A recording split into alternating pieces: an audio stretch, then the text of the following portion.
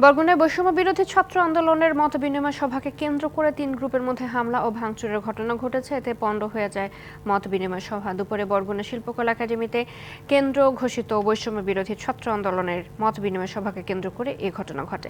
ঢাকা থেকে কেন্দ্রীয় সমন্বয়ক হান্নানের নেতৃত্বে দেশ গঠনের শিক্ষার্থীদের অংশীদারিত্ব নিশ্চিত এবং দুর্নীতি, চাঁদাবাজি ও সন্ত্রাসের বিরুদ্ধে ছাত্র জনতার মৈত্রী সফর ব্যানারে মতবিনিময় সভা অনুষ্ঠিত হয়। সভায় মীর নিলয় গ্রুপ নেতৃত্বাধীন গ্রুপ, মঞ্চে উঠতে গেলে রেজল গ্রুপ ও মুইদ নিলয় সাদ গ্রুপের সমর্থকদের মধ্যে উত্তেজনা সৃষ্টি হয়। এক পর্যায়ে প্রথমে হাতাহাতি ও পরে ভাঙচুর চালায় ৩ পক্ষই।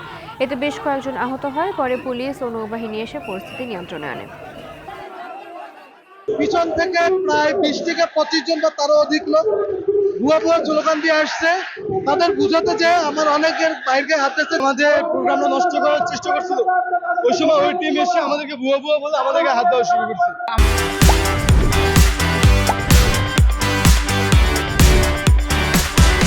আমাদের উপরে এখানে যারা ছিল, বিশেষ করে মীর নিলয়ের যে গ্যাংটা, তারা আমাদের উপরে হামলা করে। হঠাৎ করে একটা অতর্কিত হামলা হয়েছে, হামলাগুলো কারা করছে আমরা তাও জানি না এবং আমরা তাদের কোনো সময় দেখিও নাই।